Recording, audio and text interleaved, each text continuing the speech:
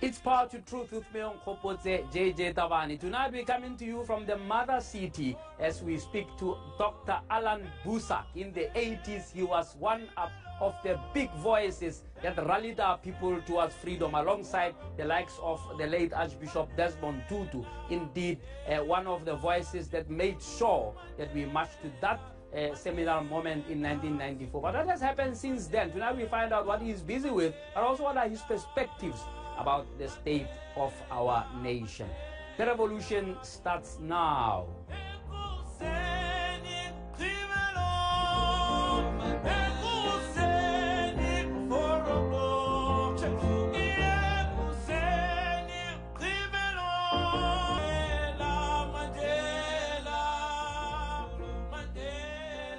In his own mind about this. The goal of our campaign, the aim of our march, is not to get Mr. de Klerk to speak to us only. As long as apartheid exists, we will march. As long as detention without trial exists, we will march. As long as our leaders are in jail, we will march. As long as our people cannot vote for a democratic government, we will march. As long as South Africa is not a non-racial, united, democratic state, we will march. As long as we have breath in our body, we will fight apartheid, we will fight injustice until the day it disappears. And Mr. de Klerk must understand that, because he will set up a new record here. Next week he will be inaugurated as the new president of South Africa, but Frederick Willem de Klerk will be the last white president of the Republic of South Africa.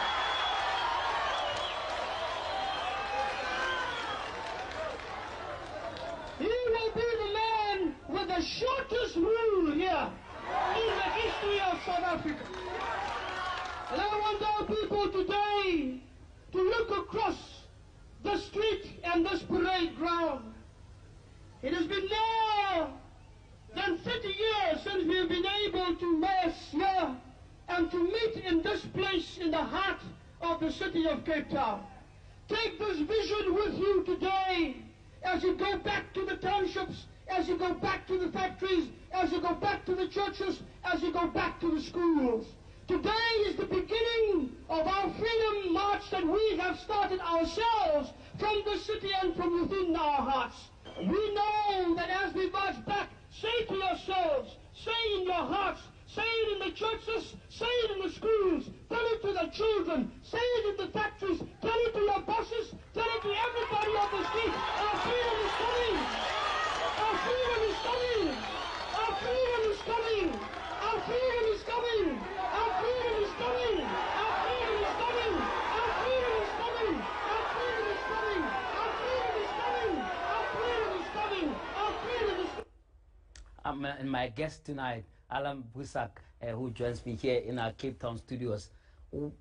Goosebumps just watching that and saying, there is the Allan Boesak of the 80s. Where is that Allan Boesak now? Good evening to you and welcome. And thank you for talking to us. Good evening, JJ. Thank you for this invitation. Well, that Allan Boesak is no more because look at his hair, right? The afro has disappeared, but I'm hoping that the fire is still there. Oh my goodness! But how do you feel about? I mean, if it seems like long ago since we had that kind of, if you like, agitation, and when at this stage called instigation, but that agitation to get people fired up for a cause, fired up for a common purpose to achieve something that was burning in all of our souls. Oh, well, I mean, it is all these years ago, because in the meantime, we relinquished so much of that fire and that passion, because we thought we had reached our goal. We thought that liberation had actually come, and it's taken us almost 30 years to understand that there are degrees of freedom, and that we have to define freedom for ourselves, not allow other people to tell us you are now free. And that is what happened in 1994. They said, this is your liberation, forget about all the agitation, forget about all of the ideals that you had. These ideals will all be fulfilled in the rule of the African National Congress. That was the promise. That was what people fought for. That's what people believed. Looking back, we now realize we may have given up that agitation far too soon. We have not thought enough about the quality of our freedom, about the character of our liberation, as we have not thought much about the character of the leaders that we had chosen for ourselves. And so we find ourselves in a situation where we now have to go back and fight all those battles that we have won 30 and 40 years ago. We have to fight them all over again. And that is a sorry state of affairs to be in. Do you feel betrayed by the ANC? And I want to answer it in two parts. Firstly, linked to exactly what you are saying. I mean, the ANC, it's not like it was surprised what it was going to find. There was a full document called Ready to Govern that highlighted some of these challenges and how we should put them in place. There was a full RDP that if you go and read it, you find that some of the stuff that's in there is still relevant, despite that it has changed names so many times over the years. So that's the first thing. Secondly, personally, do you feel betrayed by the ANC in that you seem to have been left in the lurch over the last 30 years in terms of the role that you could have played in the new dispensation? Answer those two for me. Well, briefly. Let me begin with the second one first. Of course, I do feel betrayed by the African National Congress, and not having been in a position to participate fully in the building of our democracy is something that I have missed dearly. But my personal betrayal is nothing as compared to the betrayal of the people of South Africa. It fades into insignificance as I think what the ANC has done to our people. You know, Archbishop Desmond Tutu once said that we are a traumatized people. And he was talking about the violence of imperialism and colonialism and apartheid that still works its way through our psyche today. We have not yet been able to get rid of and heal all those wounds of all those times. So we are traumatized. But there is another kind of trauma that people like myself and other activists have dealt with. The ANC we had in our hearts and in our minds, the ANC that our elders told us about, the ANC of history, so to speak, is a different kind of African National Congress. Delivered us names like Albert Luthuli, who is my personal hero because of the way in which he could bring his Christian faith into the struggle. People like Mandela, people like Oliver Tambo, people like Winnie Mandela, and so forth. Adelaide Tambo, Albertina Sisulu, Waters. Those are names that we have been told these are the lights that go in front of you. They will light up the darkness. You can follow without fearing that you will stumble in the dark. Well, the ANC that came back from exile bore no remembrance whatsoever to that ANC we had in our hearts. And I think that that trauma of discovering, not all at once, but over the years, first as they took away the heart of what we thought was the struggle. And those programs that you say in that document, Ready to Govern, I remember one of the last UDF rallies that I spoke at UWC was a rally in which we called it Ready to Govern. And I thought, will the people who remember what I said that night now turn to me and say, Boesak, why did you lie? It's always bothered me. You gave us false hope. And you know what, JJ? I went to Beaufort West, and there was an old Mama Baba, they called her, who had heard I was coming and was saying, I want to see him, I want to see him. So they took me to her. That was the first lie that she said to us. She says, looking at the ANC now, why did you lie to us?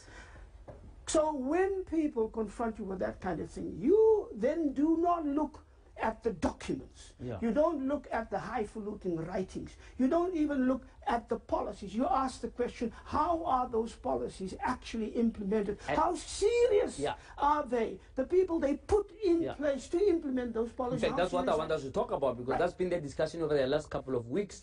Triggered by what Lindiwe Sisulu said. So after the break, I want us to weigh into that, to say, is it time, after 25 years of the Constitution, that we re-look at the Constitution? Is the framework correct?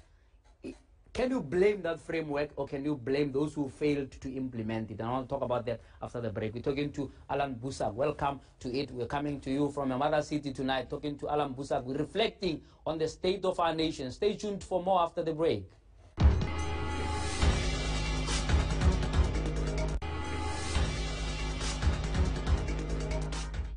It's Power to Truth with JJ Tabane, coming to you from another city tonight. Our first broadcast of Power to Truth in Cape Town, and we're talking to Dr. Allan Boesak. Let's get straight into it now. Minister Sisulu saying this constitution does not work for black people. It's been a terrible shame. It has made black people, dwell in poverty. He had a whole lot of things to say, and of course a lot of people focused on what she said at the end part of her article, where she labeled the justice system a tragedy, and also labeled judges house Negroes. Well, your view? In many ways, she's not wrong, is she? If she had been wrong, they would not have reacted the way that they do. I mean, I have not seen anything like this in all my life. It's a veritable tsunami of vitriolic bile that has been poured over this woman because she spoke the truth about the Constitution in this sense. That we have to take a look at this Constitution. You have to ask the question, why this Constitution with its beautiful Bill of Rights? I love our Constitution for the Bill of Rights and for its protection of women and children and the LGBTQI community. That's all great. But in this beautiful Constitution, they have hidden this clause, this longest clause, Article 25, about private property, which justifies the argument that this Constitution is the end result of those series of secret talks that's becoming more and more under scrutiny, and rightly so, from the early 1980s to the end of the 1980s. And what she is saying is, if this Constitution is applied just as it is, it will always favor the rich and the powerful and the well-connected. I don't think she is wrong. She said it openly, she said it clearly, and she was not the first one to say it. I have been in these conversations for, maybe the last 10, 15 years, since 1994. I have written maybe, 10 books. And in every one of those books, some part of what the argument today is about. It is the Constitution. It is the way Ubuntu is being used. Is it our Truth and Reconciliation Commission? Is it our economic choices that we make because we are now... She said this framework doesn't work for Africans. It doesn't even have African values. The framework of the Constitution justifies the situation in which our people find themselves in. And it justifies the economic policies of neoliberal capitalism that makes the gap between the rich and the poor in South Africa so wide that it is now the widest in all the world. We are the most unequal society in the world. She is not wrong on that point. What did you change in that Constitution, right, to reverse there? Well, I would begin by taking out Article 25. The land question has to be settled. We are not begging. Why should we beg for the land that has been stolen from us? If you have a Constitution that is designed to protect the wealth of those that have become wealthy on the backs of the slaves and the rest of the black community for over 350 years. If you have a Constitution that protects the wealth of those who have become ill-gained wealth, undeservedly rich, while black people have become undeservedly impoverished, and that still has not changed. If you have a Constitution that creates the possibility for the powerful and the well-connected, now their black friends from the elites have joined the old apartheid capitalist elite, because that's what those things are. Who do you blame? I blame the African National Congress for not standing up to the National Party when these things were discussed, for not being open and honest with our people when these things were discussed, for not saying we have a document called the Freedom Charter. The Constitution ought to reflect more of a Freedom Charter than a new liberal document that sounds as if it comes from the Washington Consensus. But after 25 years, how does somebody as powerful as Lindiwe Sisulu speak like an NGO outside, or somebody banging at their door, when in fact she's been in power? She's one of the most powerful people who've been in parliament since 1994, holding portfolios where she could have made that difference, portfolios like housing, portfolios like water, where she left the place in bankrupt, etc. Is it good enough to stand and point the finger and say, oh, how bad it is, how bad the Constitution? And I want you to address that, to say, does it mean it was so helpless that the person like that who has so much power in her own hands can now stand here and say, oh, so hopeless the Constitution, whose law is this anyway? Well, let's talk about power. Do you think that in the African National Congress setup, that patriarchal organization that runs this country, that a woman will have the kind of power that a man would have? Do you think a woman who is a cabinet minister, who serves at the behest and at the pleasure of the president, can take up the president or his deputy president, all that array of men at the top, and survive? Do you think they would even allow a look at what's happening right now? They are acting, I mean, it's not that she is lying about anything. It's almost as if they say, why do you think you can have the temerity to say, I want to speak truth about these issues? That's number one. So number two, you got to remember the way the ANC works. I have been in those meetings. And so you raise questions within those meetings because the culture is that we raise the issues within. You don't talk out. And we will self-correct. I have been in meetings where we have discussion. I remember the conclusions of those discussions very, very differently. But then a leader gets up and says, we have come to the conclusion that, and I must say to myself, oh no, that's not the conclusion I remember, but that's the conclusion they want to convey. That's the conclusion they wanted from the very beginning. Now, if you are in that kind of situation, now look at Lindiwe Sisulu. I mean, with all of the other things, I don't know why you say she left sanitation and housing in a shambles. From what I hear, now I would like to sit down and talk. Did you find it like that? I would like to sit down and talk with this woman. And I hope that we can praise you, because from what I hear, she is in international affairs. The ANC has a resolution about Israel and the Palestinians. Israel attacks Gaza, kills hundreds of people, including children. She has the guts to say, we have a resolution. She downgrades our embassy in Israel. They come down on her like a ton of bricks. This president removes her because he cannot stand the pressure from the Jewish lobby in this country. So he takes her away from that. He puts her into water and sanitation. As I understand, she then discovers that there is corruption in the Eastern Cape, and from what I know, Limpopo, is it Limpopo? I don't know, Limpopo. She understands. She then has an independent investigation. She finds out who these people are. She removes them from their jobs. She says, I will take you to court. I will lay a charge. And first thing that happens, the president, Ramaphosa, who fights corruption every single day, since he gets up in the morning till he goes to sleep at night, takes all of that, removes her from that position, puts his friend in there because his friends and comrades and chommies are involved in all of this. Mr. Nchunu becomes the minister. First thing he does, he stops the investigation. He withdraws the charges. My goodness.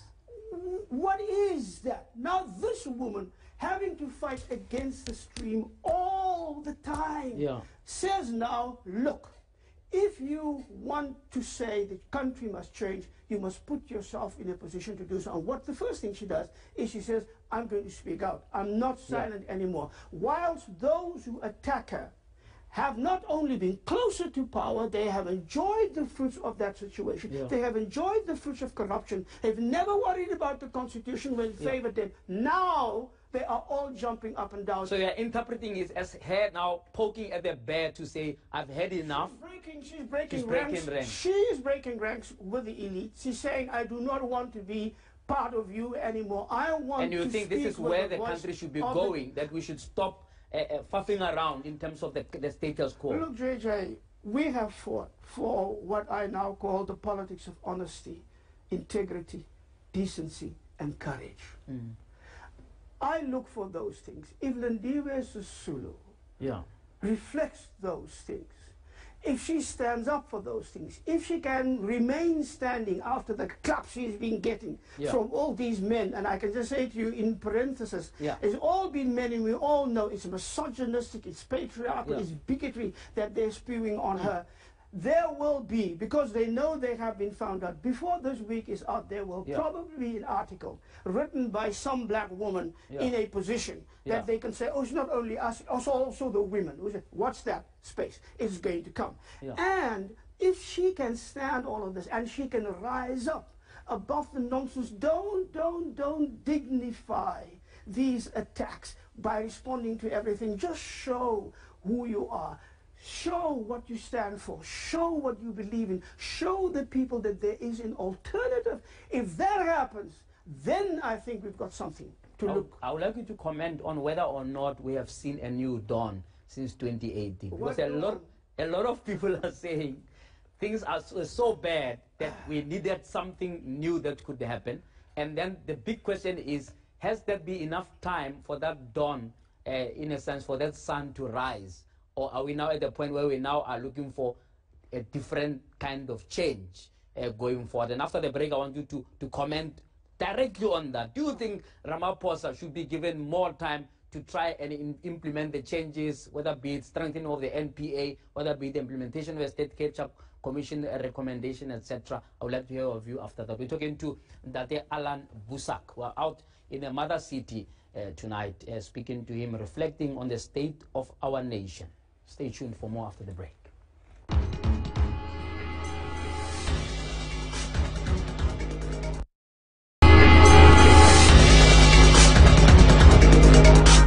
It's Power to Truth with me on JJ Tabane, coming to you from the mother city tonight. My special guest, Dr. Allan Boesak. He used to be a fiery speaker out in a Grand Prix. I suppose he still does that. What are you doing these days? Just quickly, you know. I'm teaching. You're not bored to death. I mean, if you look at what you used to do in the 80s. No, I'm kept pretty busy though. I mean, my sister said, when she looked at my calendar, the things that I'm being asked, and she says, it looked as if these people looked at you, took you off the shelf, dusted you off, and put you back to work. And that's exactly what they did. I'm teaching at Pretoria University, Black Liberation Theology and Ethics. I write a lot. My most recent book has just appeared in the United States and will appear within the next few weeks here in South Africa, and it's called Selfless Revolutionaries, BICO, Black Consciousness, Black Theology, and a Global Ethic of Resistance and Solidarity. So I'm very proud that that book is out. I have just given a series of 8 lectures in the cathedral, and we have been joined by audiences all across the continent and the United States and the Middle East and India. I have a number of great invitations to speak. In fact, if COVID had not prevented us, I would have been in the United States right now, because in San Francisco, the Northern California chapter of the Martin Luther King Foundation has asked me to be their main speaker for Friday, for Saturday, for Sunday, and for the rally on Monday. So I would have been there. So I'm kept fairly, looks like the fire still burning. Busy. Looks like the fire is still burning over there. Focus it now on the new dawn. The new dawn. Talk to me about that. I mean, surely this was a change. If you look at the what is the so-called 10 wasted years, right? He may not have achieved everything he set out to achieve in the 4 years since he took over as president. Do you think it's that hopeless that you still you don't think he needs to be given another window to see whether something can happen that could take us into a new direction? Oh, quickly, a few things. A few minutes ago, you asked me the question, why did Lindiwe Sisulu, with all her power, not do anything about it? Mr. Ramaphosa was the deputy president, sitting right there in that seat. Mr. Ramaphosa was the chairman of the deployment committee. He knew every single one of those corrupt people who turned out to be corrupt and stole the money of the people in all of those state operated enterprise. So he was much closer to power than anything. I mean, and I asked myself, how can he speak of 9 wasted years when he was there helping to waste all those years and not saying a single word about it? That's not one. New Dawn is a wonderful concept. I liked it when I heard it. And I thought, oh yes, maybe. But it seems to me that the ANC has still not learned the difference between a catchy slogan and the reality of honesty and hard work while you're doing it. Thuma Mina. Don't get me started. I mean, he uses Thuma Mina as the sting to draw people to. Now, in his speech where he talked about Thuma Mina, he first secures us and his capitalist friends that none of the new liberal capitalist policies of the ANC government will change. So everybody who's rich and wealthy and privileged, that's fine. You are in a good space. Yeah. Then he says, oh, but I got to talk to our people, the mass majority of our poor people, especially those who remember the struggle. We sang Thuma Mina, but how and when did we sing? It's a church song. He captures the activist heart. He captures at the same time the Christian's heart. And he says, I bring you all together as we were in the struggle. But that's not true. They danced that day. It was not a dance to celebrate the victory of the people over everything that apartheid stood for. It was the celebration dance of a fractional, rich, powerful section.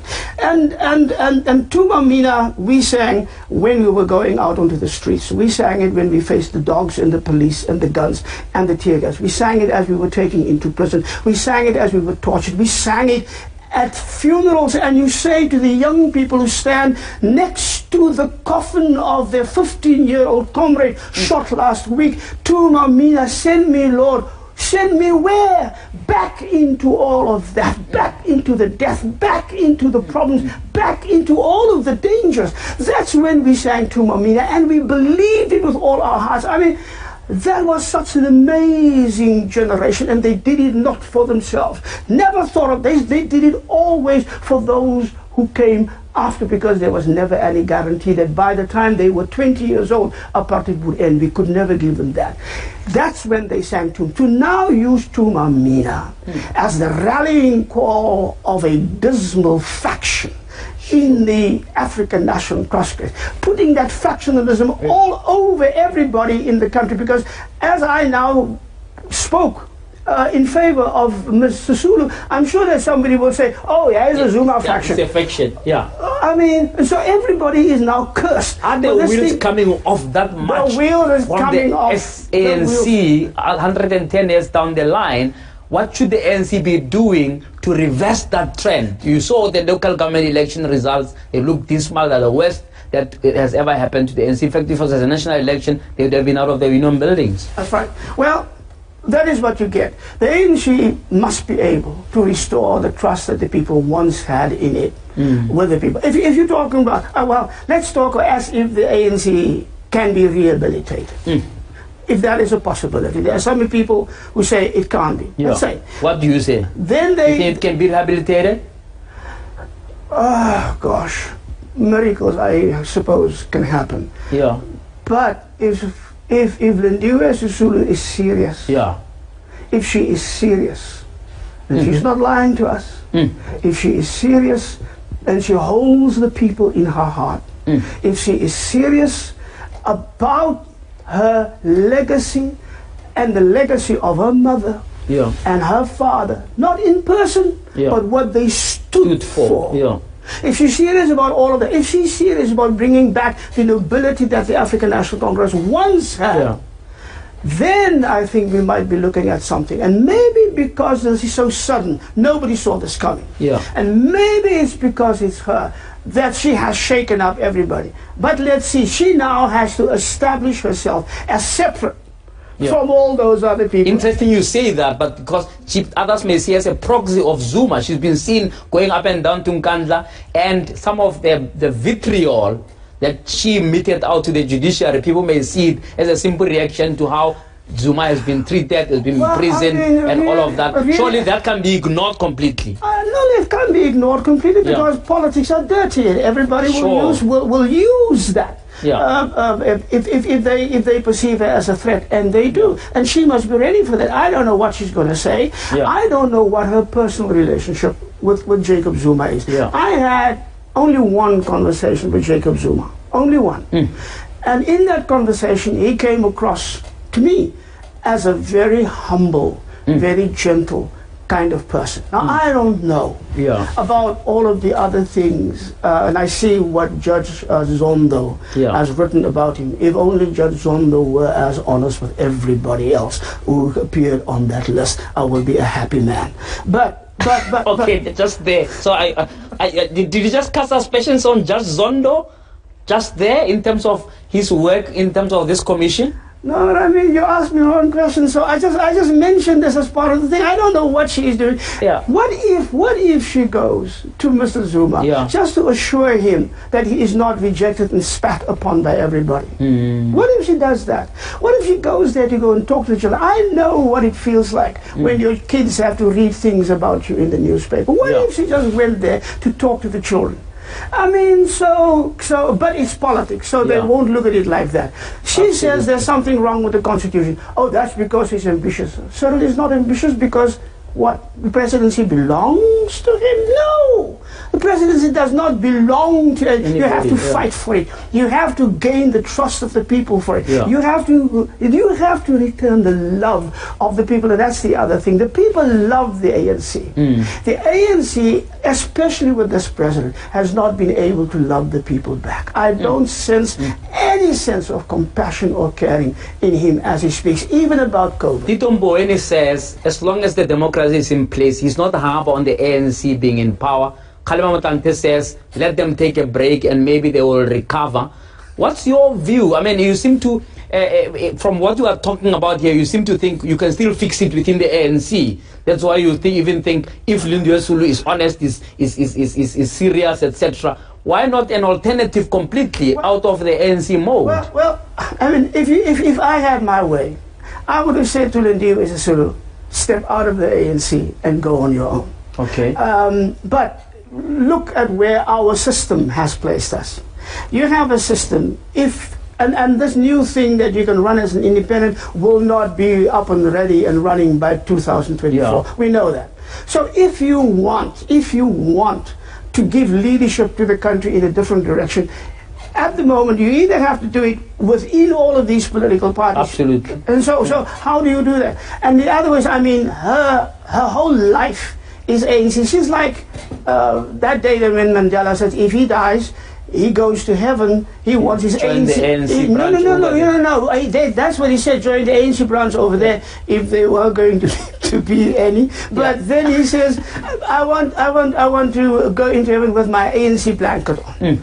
I'm now thinking Mandela might be thinking, if he goes to the pearly gates and Jesus sees him with that blanket on, Jesus will say, you mind taking it off and then I'll let you in. But I mean,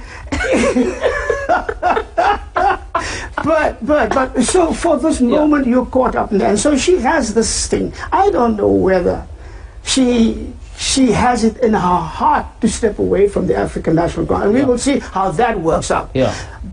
But so the ANC has presented us with this most awful dilemma that my American friends call the lesser of two evils dilemma.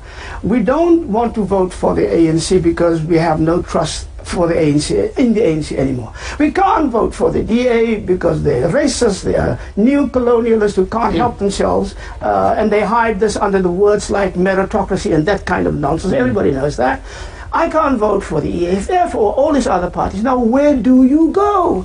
That's the dilemma. Where do you go? You've steeped part of your own activism in theology and liberation theology, etc. May the answer, or could the answer be civil society? And after the break, I want to weigh in on that. The church has been seen as mute over the last 28 years, or weak, or absent. And I would like you to weigh in on that as we step away a little bit from the ANC politics. I will never have enough time. But after the break, we round off that conversation with Reverend Allan Boesak. Stay tuned.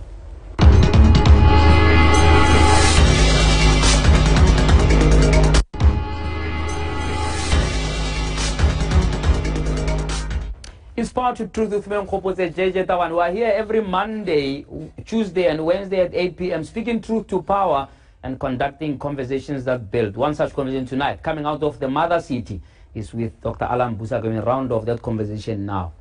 Is the current, political system fit for purpose in terms of uplifting our people from poverty, or does the answer for South Africa lie elsewhere? A lot of people are beginning to think this is not where we need to put our eggs. Just this past weekend, an initiative called the Rivonia Circle was launched, and amongst its objectives, we say, how do we rejuvenate civil action to try and fix things. Is that where we should be going? Should we be giving up on politicians? Well, it is clear well, I mean, politicians have given up on themselves, right, haven't they?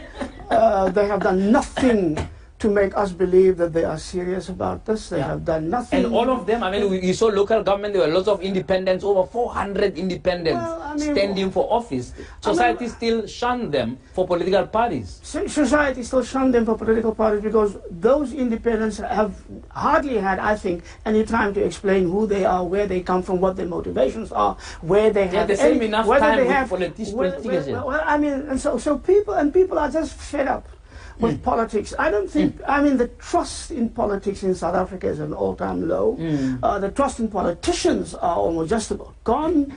What worries me is that the trust in our democratic institutions is going as well. Parliament, the courts, and all of those things. And so people are becoming very jaded, very cynical, apart from the anger and the disillusionment. If you put that together, that's a very, very potent and explosive and dangerous mix. So if you say to me, where do we go?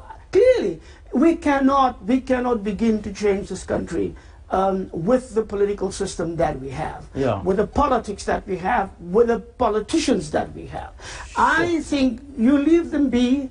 Don't withdraw from politics. That's what we said in the 1980s. We do not withdraw. We take our political responsibility as a people very seriously. We have now something to fall back on. We can say, look what we have done in the 1970s and the 1980s. Look at the standard for participation that we have set. Look at the inclusivity with which we have worked. Look at the sacrificial love with which we have served this country. Can we revive that in the current setup? Yes, we can. I speak so often everywhere. I preach everywhere. I have meetings with younger people. I say to them, don't give up hope, but not hope as this airy, fairy, fluffy, optimistic new dawn thing that never comes anywhere. But I believe in Church Father Augustine. He's an African church father from the 4th and the 5th century. He said two things that have always guided me. He says, one, a government who does not know justice is nothing but a bunch of gangsters. So if this government does not show any justice, that's what it is, a bunch of gangsters, he says. And I believe him. And the second thing, he says, hope is a mother with two daughters. The one is called anger, and the other one is called courage. So anger about what you see that is wrong around you, what people have done to others and are doing to your country, and the courage to go out there and do something about it. I think that there's lots of energy out there. You just talked about a new launch of a new civic organization. There's lots of things happening in Cape Town as well, even as we speak. I think that a lot of people are beginning to understand what's going wrong. Also, more and more people are beginning to understand, I've got to do something about it. I can say to them... Some still look up to you. Do you think you have used your own courage effectively? I mean, there are people who said you're disengaged because, you know, the ANC probably put you in a corner to say you're scandalized and, you know, you maybe abused monies that were meant for the poor, etc. You know all of that stuff, right? I'm sure those things still makes you angry. But what about the courage to reverse that? No, those things don't make me angry because they were never true, and everybody who says this knows that those things are never true. So that doesn't even bother me. You know what the last thing was that, very last thing Archbishop Tutu said to me as I walked out of the room when we had our last conversation? He said to me, look how God has vindicated you. So I don't have to say anything about that.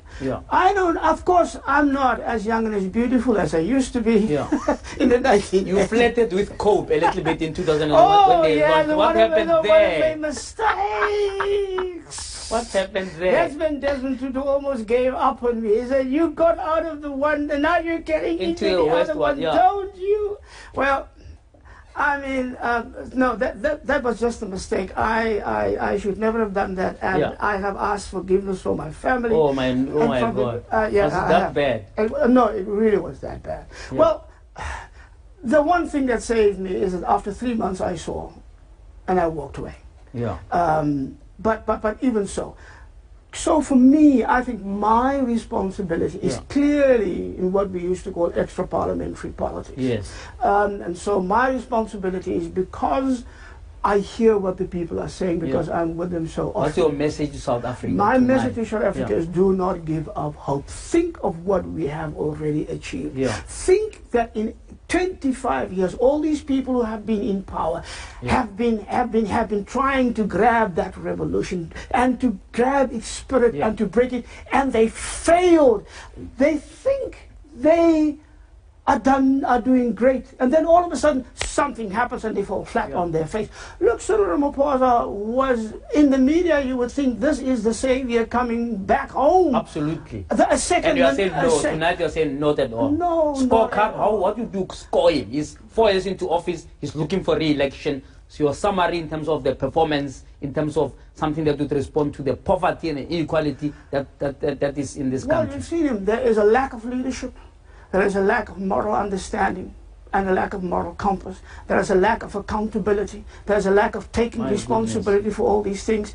Our people's poverty is worse than it was. He clings to neoliberal capitalism because it makes him rich, but it impoverishes our people. It makes our lives miserable. I mean, that kind of leadership. I mean, he knows his role in Marikana.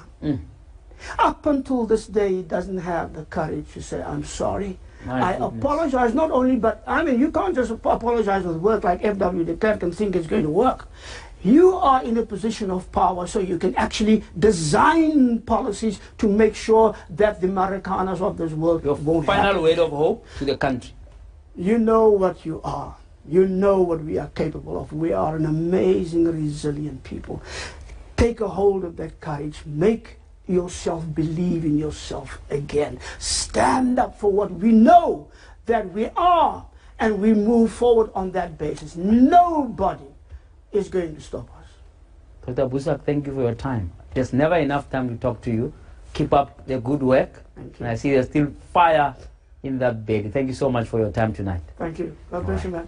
That was Dr. Allan Boesak. Never enough time for these conversations, but I hope that has pricked a little bit of your conscience. Wherever you are, how are you brightening that corner where you are to make a change, to change the state of our nation? But until we talk frankly again, may God bless you.